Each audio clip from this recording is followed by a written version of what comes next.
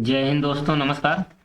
इसके पिछले वीडियो में हमने जो है बताया था बीएससी मतलब बॉम्बे स्टॉक एक्सचेंज, मतलब उसके बाद जो है शेयर मूल्य और जो है सूचकांक बताए थे। सेबी भारतीय प्रतिभूति एवं विनिमय बोर्ड बोर्ड सेबी। ठीक।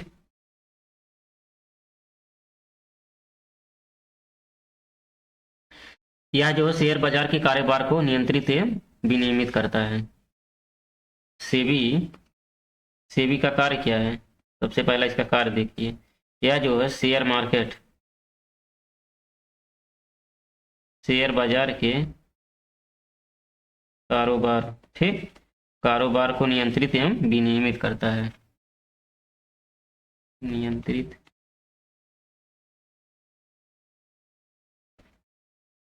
विनियमित करता है। ठीक। सेबी का यह कार्य है। उसके बाद इसकी स्थापना चलिए देख लेते हैं। ठीक।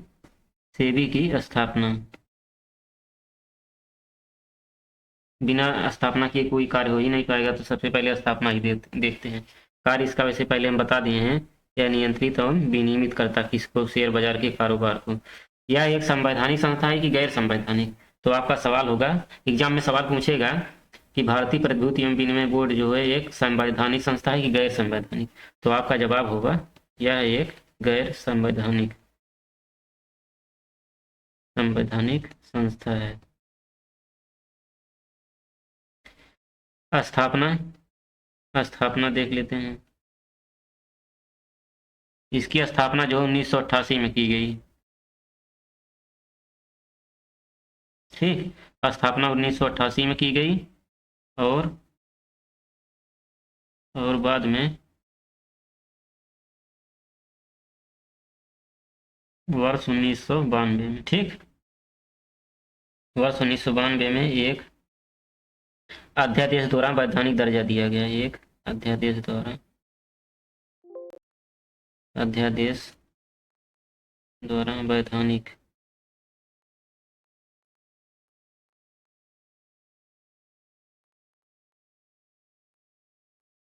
ठीक।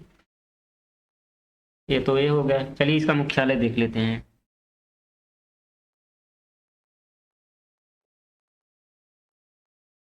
इसका मुख्यालय कहाँ है? इसका मुख्यालय मुंबई में है।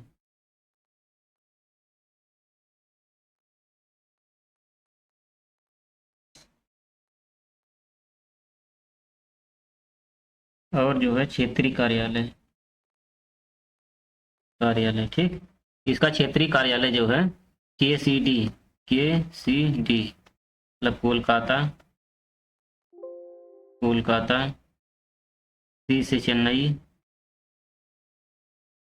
उसके बाद डी से दिल्ली।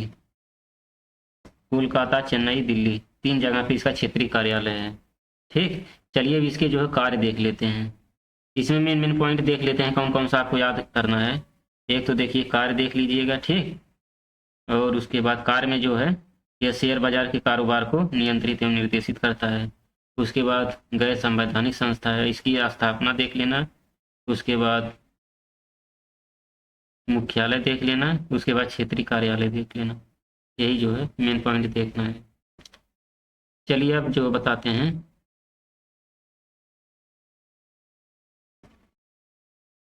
कार्य। सेबी के कार्य या सेबी के कार्य। ठीक। शेयर बाजार और प्रतिभूति बाजार के व्यवस्था को नियमित करना इसका कार्य है। शेयर मार्केट और प्रतिभूति बाजार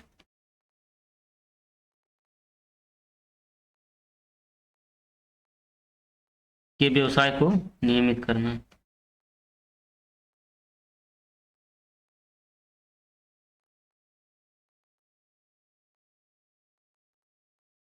नियमित करना।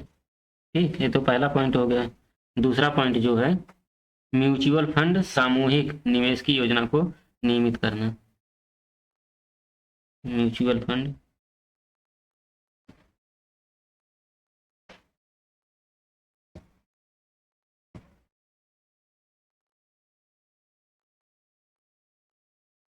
सामूहिक निवेश की योजना को,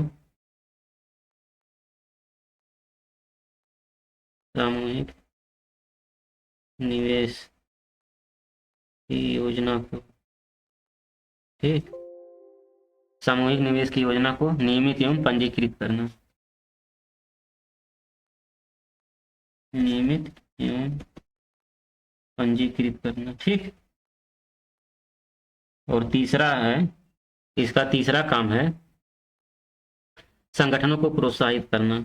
लगातार, लगातार जो है संगठनों को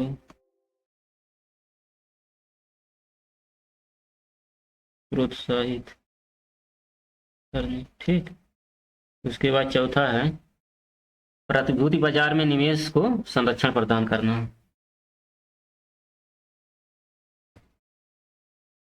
निवेशकों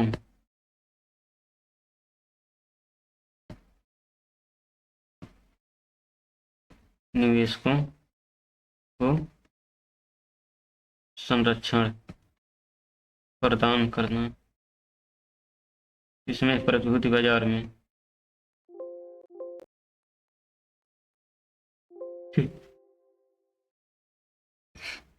प्रतिभूति बाजार में निवेशकों को संरक्षण प्रदान करना।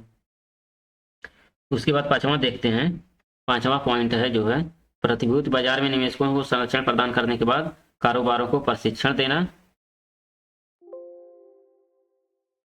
कारोबारों को प्रशिक्षण देना, ठीक। प्रशिक्षण देना और निवेशकों को शिक्षा प्रदान कर प्रोत्साहित करना। और निवेशकों को शिक्षा शिक्षा प्रदान कर, निवेशकों को शिक्षा प्रदान कर प्रोत्साहित करना। और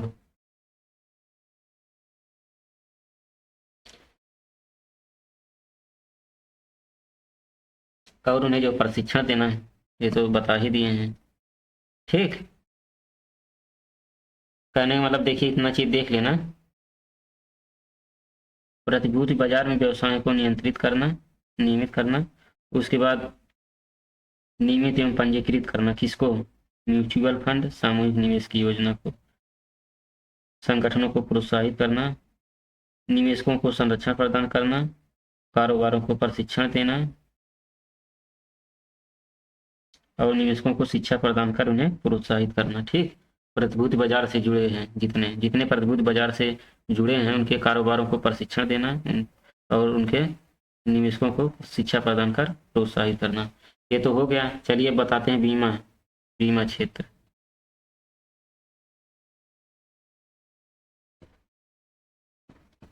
बीमा क्षेत्र, ठीक।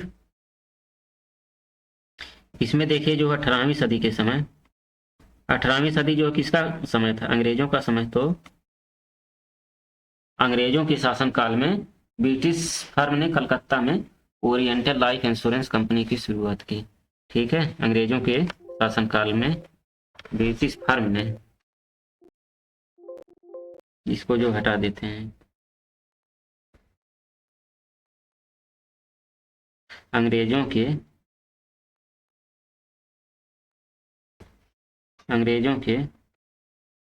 शासनकाल में, अंग्रेजों के शासनकाल में, ठीक, ब्रिटिश फर्म ने कलकत्ता में 1818 में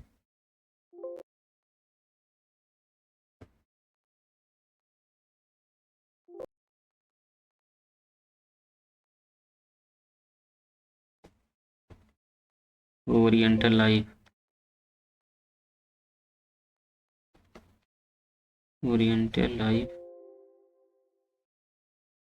इंश्योरेंस कंपनी की शुरुआत की?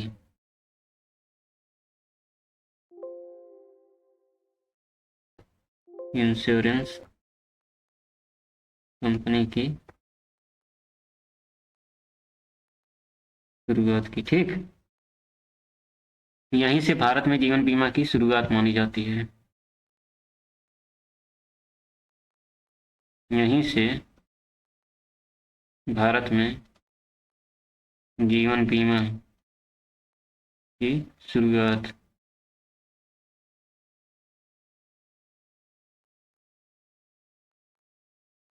ठीक।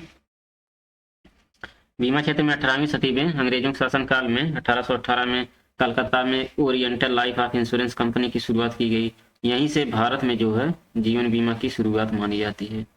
यहीं से जो है जीवन बीमा का इतिहास शुरू होता है। फिर उसके बाद 1870 से 71 में ही अगला पॉइंट है, 1870 से 71 में बॉम्बे में, मतलब Bombay mutual life insurance society थी। 71 में बॉम्बे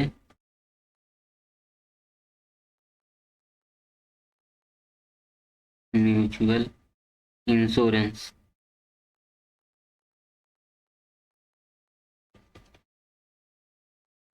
सोसाइटी थी, ठीक। 1770 से 71 में जो है बॉम्बे में इंश्योरेंस एक सोसाइटी थी। यहीं पर जो है जिसने जो सामान्य प्रीमियम पर भारतीयों के जीवन का बीमा प्रारंभ किया। इन्होंने ही सामान्य प्रीमियम पर भारतीयों के जीवन का बीमा प्रारंभ किया। उसके बाद देखिए LIC देखते हैं, ठीक। LIC, LIC भारतीय जीवन बीमा निगम, भारतीय जीवन बीमा निगम, ठीक। इसमें पहला पॉइंट है,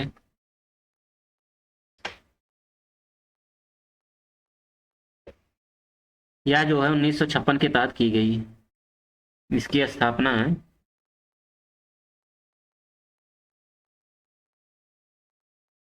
LIC की स्थापना जो है अधिनियम 1956 के तहत की गई, ठीक। उसके बाद बीमा को अधिक व्यापक और ग्रामीण क्षेत्रों में फैलाना था इसका उद्देश्य क्या उद्देश्य था? बीमा को अधिक व्यापक, बीमा को अधिक व्यापक और ग्रामीण क्षेत्र में फैलाना था, ग्रामीण क्षेत्र में फैलाना था, ठीक। उसके बाद स्थापना 1956 में 5 करोड़ की भारत सरकार की पूंजी के साथ, भारत सरकार की पूंजी के साथ की गई, ठीक। मतलब अगर एग्जाम में पूछे तो LIC की स्थापना कब की गई? तो 1956 में 5 करोड़ भारत सरकार की पूंजी के साथ की गई। इसका उद्देश्य क्या था? बीमा को अधिक व्यापक और ग्रामीण क्षेत्रों में फैलाना था। चलिए अब आगे देखते हैं। इसमें जो है आगे सामान्य बीमा देखते हैं। सामान्य बीमा,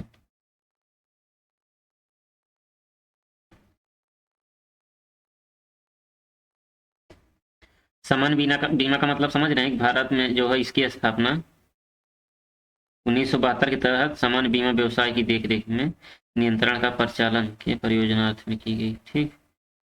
भारत और ब्रिटेन की देन है। भारत में सामान्य बीमा की देन ब्रिटेन की है, ब्रिटेन की है।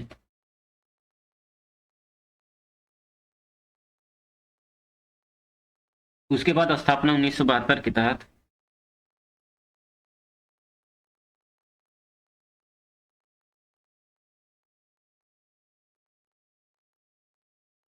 ठीक। सामान्य बीमा व्यवसाय की देखरेख, सामान्य बीमा व्यवसाय की देखरेख,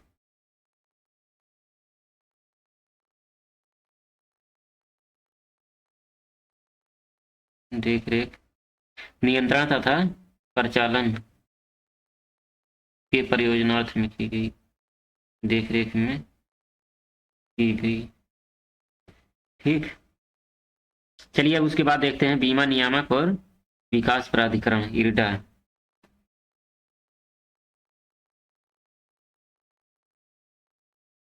इरडा, IRD, इरडा। बीमा नियामक से बोलते हैं बीमा नियामक और विकास प्राधिकरण है, और विकास प्राधिकरण। ठीक। की स्थापना देख लेते हैं। ठीक, स्थापना। पहले इसको जो है इरडा को स्थापित कर दीजिए। अधिनियम 1999 के तहत अधिनियम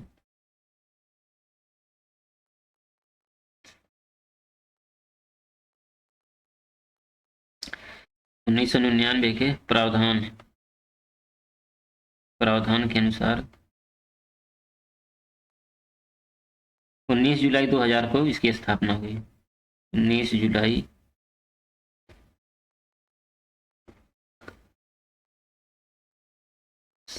सन 2000 को इसकी स्थापना हुई।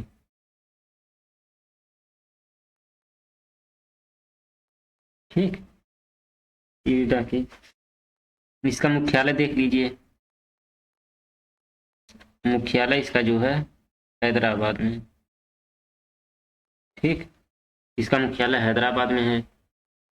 और इसका उद्देश्य भी देख लीजिए, यह किस उद्देश्य से जो है काम करता है, इसके मतलब उद्देश्य क्या क्या है। बीमा पॉलिसी धारकों के हितों की रक्षा करना, बीमा पॉलिसी। ठीक। बीमा पॉलिसी धारकों के हितों की रक्षा करना, धारकों के हितों की रक्षा करना। ठीक। ये तो पहला पॉइंट हो गया। इसमें दूसरा पॉइंट देख लीजिए, बीमा उद्योग के व्यवसायिक विकासों के लिए विनियमन और संवर्धन सुनिश्चित करना। ठीक। चलिए देखते हैं बीमा उद्योग के लिए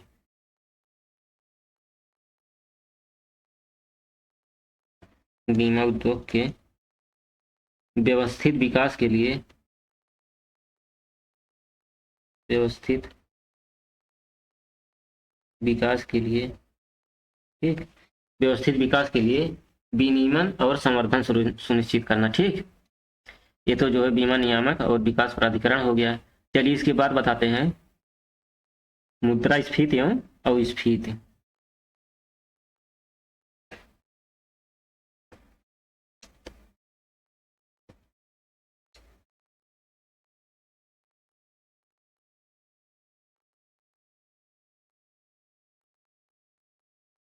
अस्फीति। ठीक।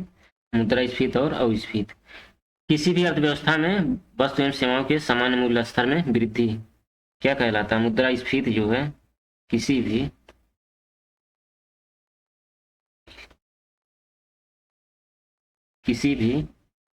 अर्थव्यवस्था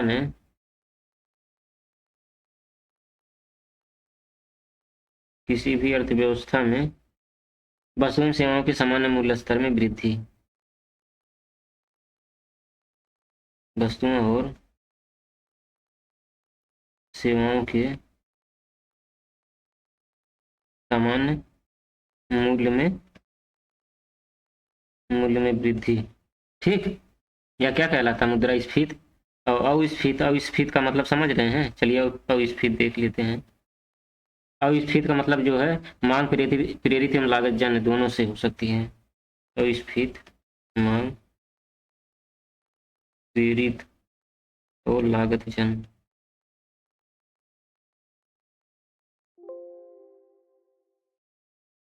दोनों हो सकती है। दोनों हो सकती है। ठीक, मतलब मांग प्रेरित एवं लागत जन्य दोनों हो सकती है। चलिए, तो मुद्रास्फीति और स्फीति हो गया। चलिए इसके बाद बताते हैं कि मांग प्रेरित मुद्रास्फीति एक एक करके जो है पढ़ेंगे।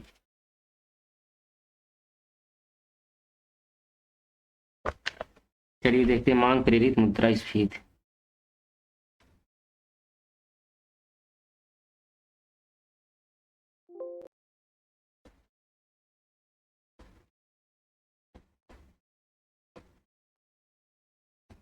मांग प्रेरित मुद्रास्फीति। ठीक,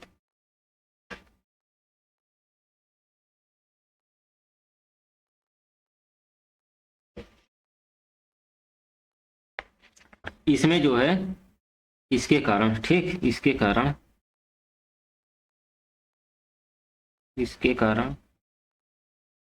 कारण जो है आय वितरण में असमानता,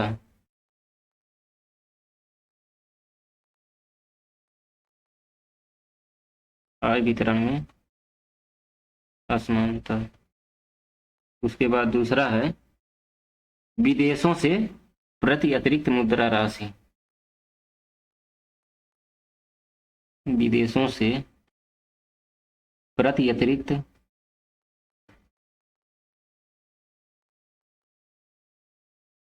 अतिरिक्त प्रति अतिरिक्त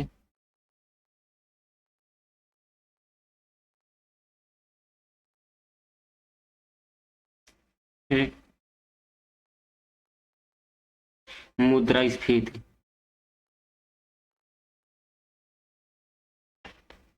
मुद्रास्फीति, ये तो दूसरा पॉइंट हो गया। तीसरा पॉइंट दोस्तों ये है कि उत्पादन के साथ सापेक्ष मुद्रापूर्ति के अधिक महंगाई बढ़ना, अधिक वृद्धि। उत्पादन के सापेक्ष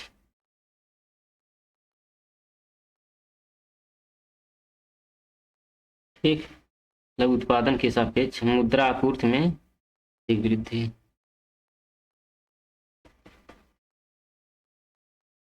मुद्रा आपूर्ति में अधिक वृद्धि।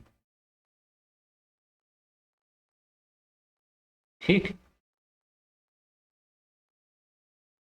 ये तो वृद्धि हो गया। और आय से महंगाई बढ़ना, अवैध आय से महंगाई बढ़ाना, अवैध आय से, गलत तरीके से आय से महंगाई बढ़ना। ठीक, और अविस्फीति में जो दूसरा पॉइंट है लागत जन्य मुद्रास्फीति। ठीक, इसमें दूसरा पॉइंट है, पहला पॉइंट था जो है मांग प्रेरित मुद्रास्फीति, इसमें दूसरा पॉइंट है लागत जन्य मुद्रास्फीति। ठीक,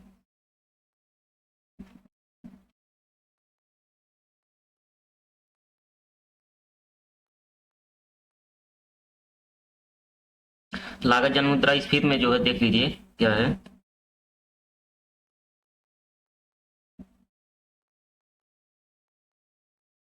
कारक सेवाओं की एक निश्चित मात्रा के बदले किए गए कारक भुगतान की मात्रा में वृद्धि हो जाए, अर्थात जैसे उत्पादन लागत बढ़ जाए तो उत्पादन की कीमत भी बढ़ जाती है, इसे लागत जन्य मुद्रास्फीति कहते हैं।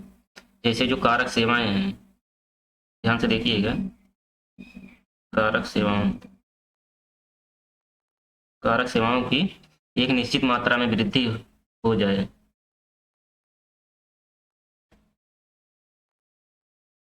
एक निश्चित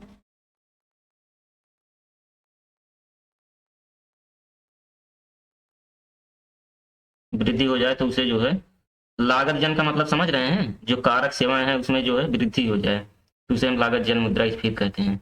अर्थात जो है जैसे उत्पादन लागत, ध्यान से देखिएगा, अर्थात जो उत्पादन लागत है वो बढ़ जाए, अर्थात उत्पादन लागत, उत्पादन लागत बढ़ जाए। ठीक, और उत्पादन की कीमत भी बढ़ जाए।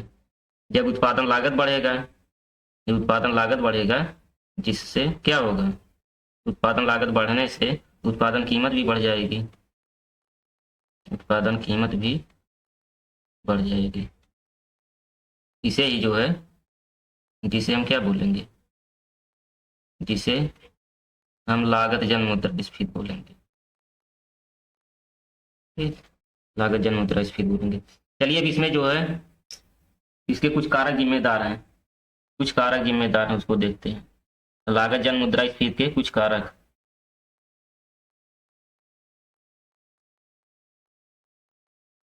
जिम्मेदार हैं, इसको देखते हैं। इसमें पहला है जैसे मजदूरी लागत, कर लागत, परोक्ष करों की लागत, यही सब है।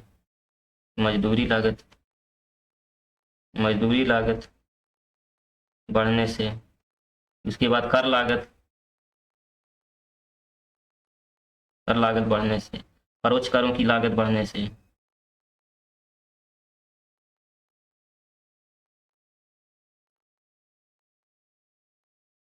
ठीक, इसे कुछ कारक जिम्मेदार हैं यही। चलिए तो दूसरा पॉइंट हो गया था। चलिए आपको तीसरा पॉइंट बताते हैं।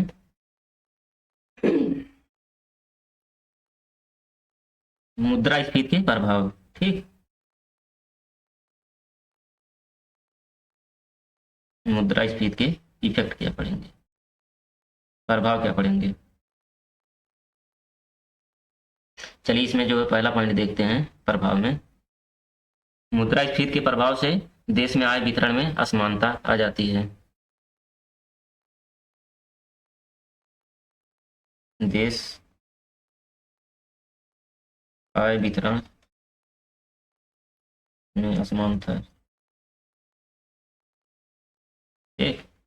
उसके बाद मुनाफाखोरों की लागत, भ्रष्टाचार, कालाबाजारी, सट्टेबाजी, ये सब बढ़ जाता है, ठीक। जैसे भ्रष्टाचार बढ़ेगा, भ्रष्टाचार अपने चरम पे आ जाएगा, कालाबाजारी, सट्टेबाजी,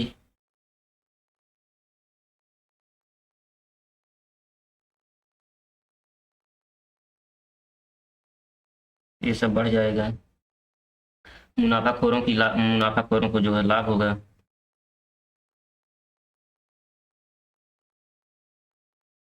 मुनाफाखोरों को लाभ होगा, ठीक। अस्फीति,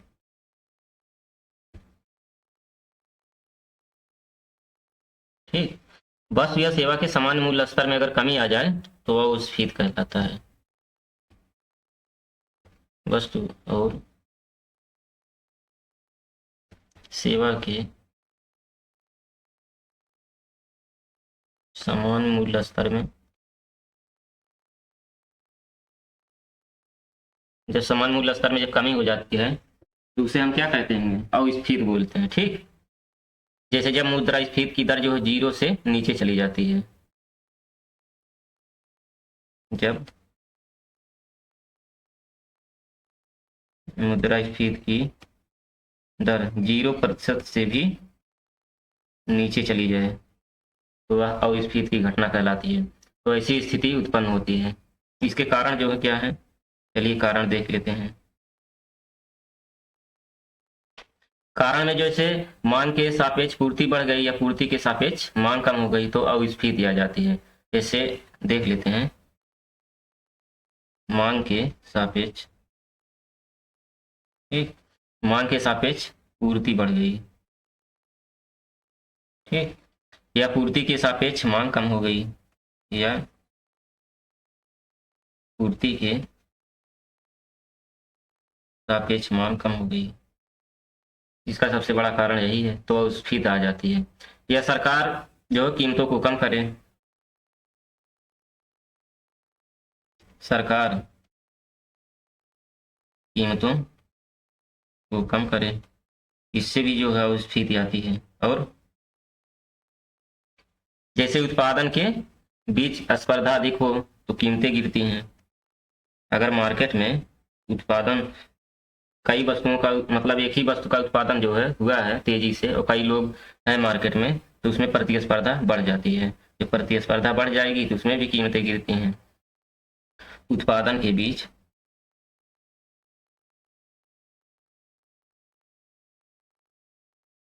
स्पर्धा अधिक हो, उत्पादन के बीच स्पर्धा अधिक हो तब भी जो है कीमतें गिरती हैं, ठीक।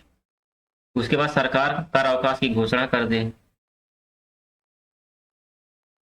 सरकार कारावास की घोषणा कर दे तब भी जो है अस्फीति आ जाती है, मुद्रा अस्फीति। चलिए अब इसके बाद देखते हैं स्टैगफ्लेशन। ठीक, स्टैगफ्लेशन क्या है ये भी देख लीजिए, अच्छा पॉइंट है।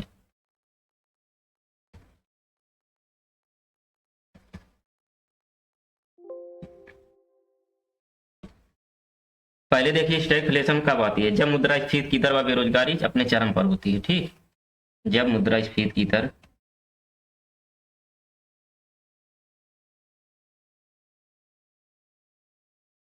जब मुद्रास्फीति की दर व बेरोजगारी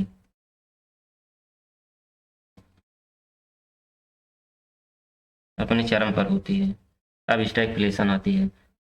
इसमें जो है अवमूल्यन, इसके बाद अवमूल्यन देख लीजिए।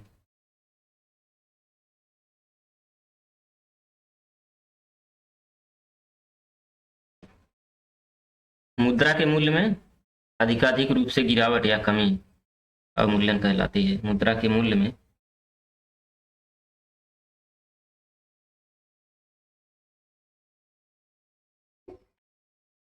आधिकारिक रूप से गिरावट या कमी, आधिकारिक रूप से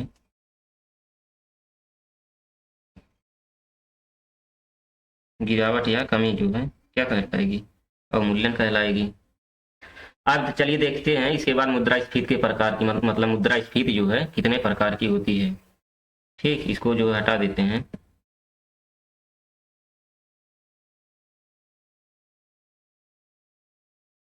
मुद्रास्फीति के प्रकार,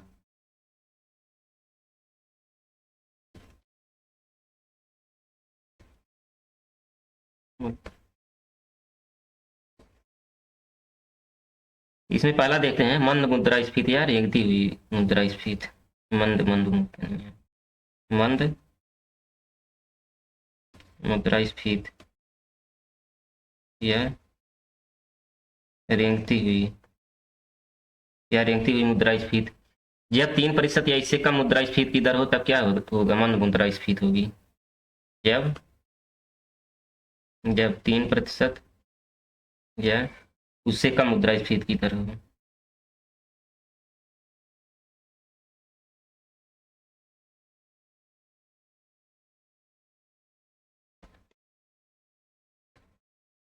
ठीक, तो जो है मंद मुद्रास्फीति कहलाती है।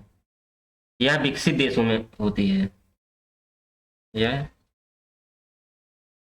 विकसित देशों में ज़्यादा देखने को मिलती है, यह विकसित देशों में ज़्यादा होती है। चलिए उसके बाद देखते हैं चलती हुई मुद्रास्फीति। चलती हुई मुद्रास्फीति,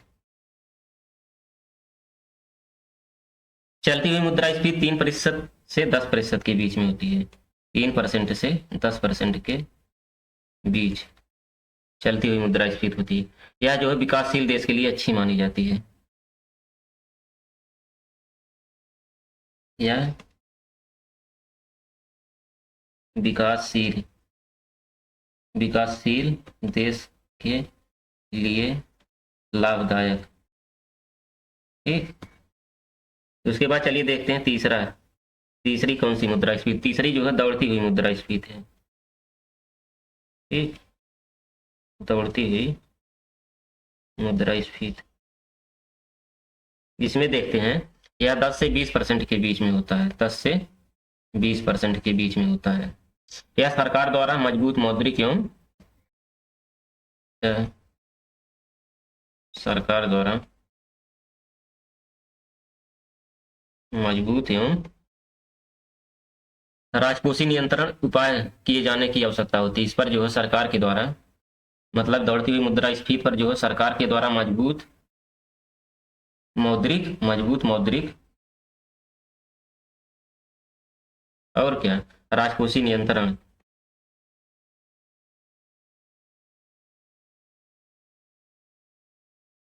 किए जाने की आवश्यकता होती है। किए जाने की आवश्यकता होती है। ठीक, चलिए अब इसके बाद देखते हैं कूदती हुई मुद्रास्फीति। चौथा है कूदती हुई मुद्रास्फीति। ठीक, कूदती हुई मुद्रास्फीति में जैसे जब वस्तु और सेवा की कीमतें जो है 2 अंकी 3 अंकी दर से बढ़े, जैसे 100, 200, 300। 300 में 3 अंक है, 200 में 3 अंक है, 50 में 2 अंक है, 80 में 2 अंक है, तो 2 अंकी 3 अंकी वृद्धि दर से बढ़े, मतलब इतना इतना बढ़े हमेशा। जब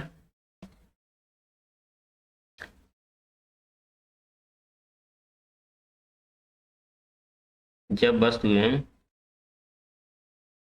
सेवा की कीमतें कीमतें 2 अंकी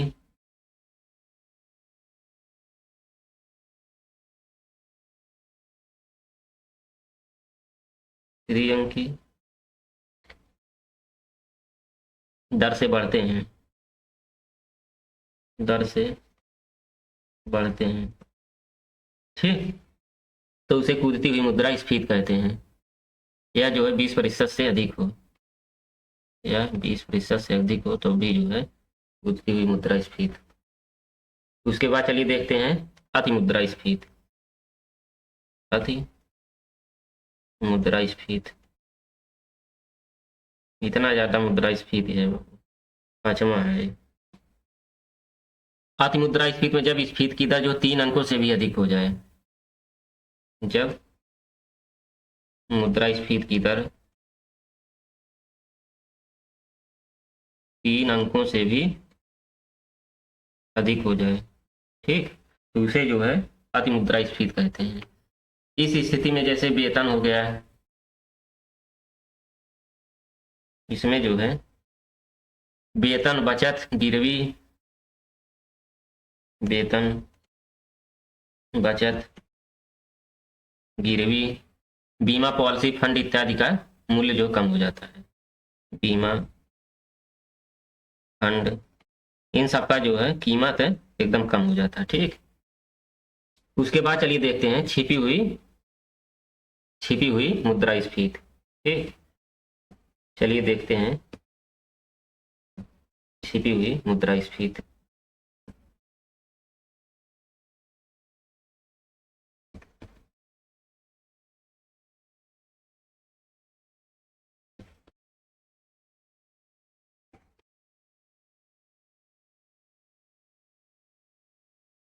चलिए इसमें देख लेते हैं छिपी हुई मुद्रास्फीति किसे कहते हैं। इसमें पहला पॉइंट है कि जैसे कीमत की कमी के बावजूद है, जैसे कीमत हो रहा है, कीमत कम हो रहा है, कीमत की कमी के बाद भी, ठीक, कीमत की कमी के बाद भी पहले की तुलना में उस उत्पाद की गुणवत्ता या मात्रा में कमी को छिपी हुई मुद्रास्फीति कहते हैं।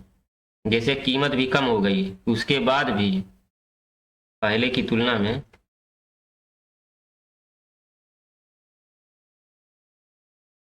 उस उत्पाद की गुणवत्ता या मात्रा, उस उत्पाद की गुणवत्ता या मात्रा में कमी क्या कहलाएगी? छिपी हुई मुद्रास्फीति कहलाएगी। अर्थात जो है पूर्वत कीमत पर ही लेकिन पहले की अपेक्षा कम वजन, पूर्वत कीमत पर ही, पूर्व कीमत पर ही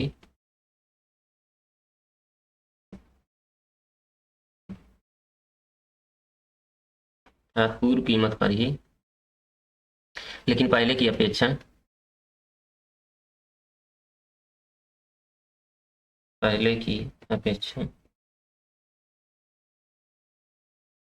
खराब एवं गुणवत्ता वाला माल बेचा जाना।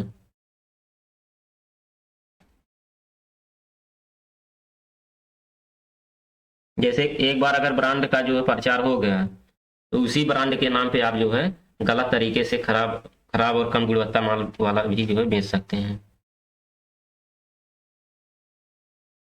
ठीक, जैसे पूर्व कीमत पर ही लेकिन पहले की अपेक्षा जो खराब एवं गुणवत्ता वाला माल जो है आप बेच देते हैं लोग।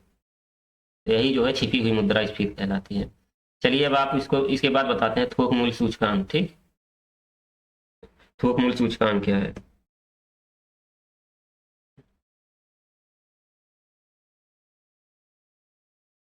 थोक मूल्य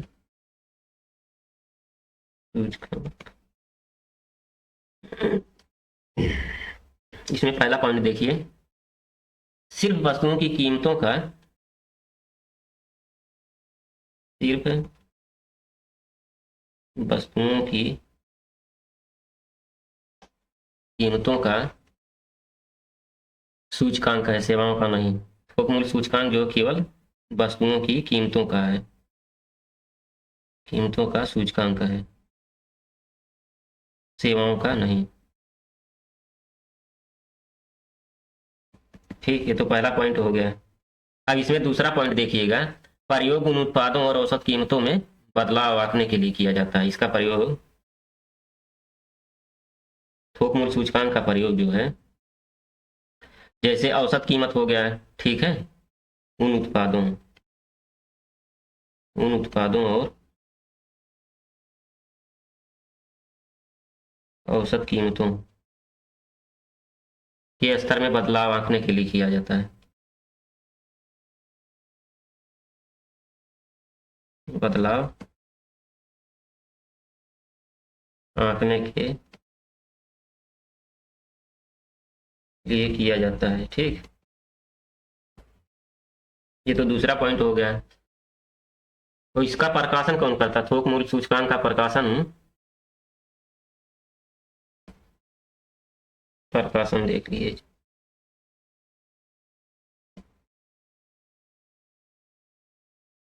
इसका प्रकाशन आर्थिक सलाहकार, ध्यान से देखिएगा, आर्थिक सलाहकार, और दूसरा जो है कार्यालय वाणिज्य एवं उद्योग मंत्रालय द्वारा किया जाता है। कार्यालय वाणिज्य और उद्योग मंत्रालय द्वारा किया जाता है। ठीक, इसका आधार वर्ष, थोक मूल्य सूचकांक का आधार वर्ष जो है, सवाल पूछ सकता है थोक मूल्य सूचकांक का आधार वर्ष कौन सा है, तो इसका आधार वर्ष 2011 से 2012 है। ठीक, इसकी गणना देख लीजिए, गणना,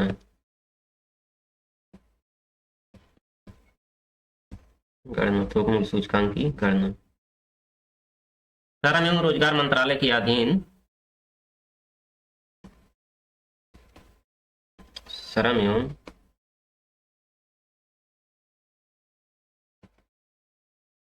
रोजगार मंत्रालय के अधीन आता है। इसकी गणना जो है श्रम एवं रोजगार मंत्रालय के अधीन की जाती है।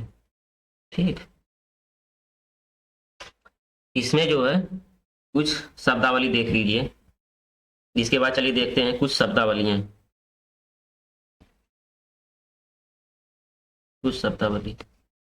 पहला है खुदरा बैंकिंग, खुदरा बैंकिंग। अब खुदरा बैंकिंग क्या है? जैसे वाणिज्यिक बैंक ग्राहकों को ऋण देने के साथ साथ अन्य सुविधा देता है, जैसे वाणिज्यिक बैंक ग्राहकों को ऋण देने के साथ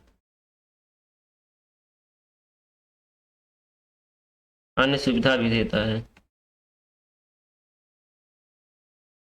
एग्जाम्पल के तौर पर देख लीजिए, जैसे क्रेडिट कार्ड हो गया,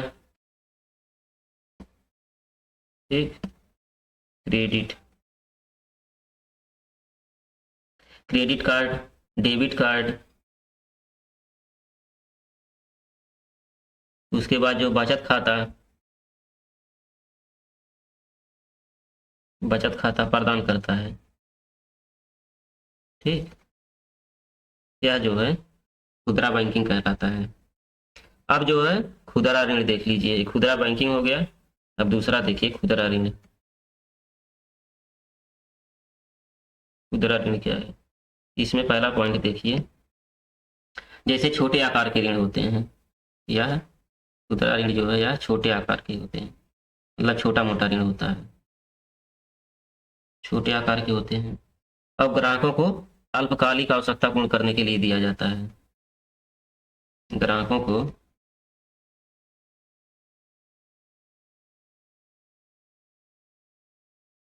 अल्पकालिक आवश्यकता पूर्ति के लिए दिया जाता है, ठीक। और इसमें तीसरा है, तीसरा जैसे इसमें जैसे देखिए जो ग्राहकों को अल्पकालिक आवश्यकता पूर्ति के लिए दिया जाता है, एग्जाम्पल के तौर पर देख लीजिए, जैसे आवास शिक्षा हो गया, आवास शिक्षा, उसके बाद जो है स्वास्थ्य सुविधा, स्वास्थ्य सुविधा, और घर की मरम्मत करवाने में जो ऋण लेते हैं, घर की मरम्मत करवाने में, ठीक। चलिए इसमें अब तीसरा देखते हैं, तीसरा जो है नगद सब्सिडी।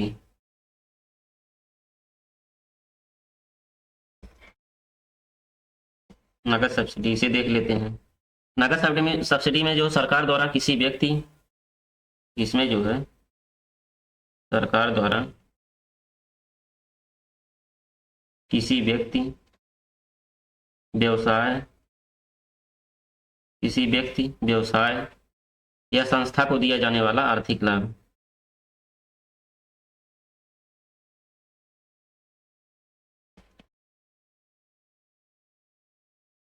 वाला आर्थिक लाभ क्या कहलाएगा, नगद सब्सिडी कहलाएगा। सरकार मान लीजिए किसी व्यक्ति को जो है देती है, या व्यवसाय या संस्था को देती है पैसा, तो वह क्या कहलाएगा, नगद सब्सिडी कहलाएगा, नगद रुपये। चलिए तो जो है स्फीति जो है पूरा खत्म हुआ, ठीक। यह थोड़ा लंबा था, मुद्रास्फीति एवं अस्फीति अच्छे से समझ में आ गया होगा। जैसे मुद्रास्फीति का मतलब जो है पीछे बताया ही, जैसे अर्थव्यवस्था में वस्तु सेवा की अगर मूल्य स्तर में वृद्धि हो जाए, चरम पर मूल्य स्तर बढ़ जाए, तो मुद्रास्फीति कहलाएगी। अस्फीति जो उसी का उल्टा होता है, जैसे लागत जन्य, मांग प्रेरित एवं लागत जन्य दोनों जो है हो सकती है इसमें, ठीक, मुद्रास्फीति में। और अस्फीति जो है इसी का उल्टा हो जाता है, जब वस्तु या सेवा के मूल्य स्तर में एकदम कमी हो जाए या 0% से भी नीचे चलाई जाए, तो यह जो है अस्फीति कहलाएगी। चलिए मिलते हैं नेक्स्ट वीडियो में। जय हिंद, जय भारत।